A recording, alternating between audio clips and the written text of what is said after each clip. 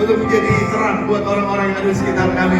Karena terang Tuhan ada di dalam kami, maka kami bisa memancarkan terang itu pada orang lain di sekitar kami. Sehingga waktu kami hidup, waktu kami memancarkan terang Tuhan, mereka melihat perbuatan kami yang baik, dan Bapa di surga dipermuliakan. Dan kalau Engkau ditinggikan dan dipermuliakan, Engkau akan membawa banyak orang datang kepadamu di dalam nama Tuhan Yesus sesuai dengan firman-Mu.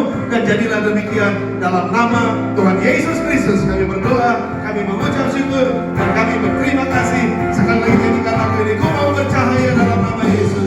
Ku mau bercahaya bagaikan bintang-bintang di tengah kegelapan terpancar terang kasih Tuhan.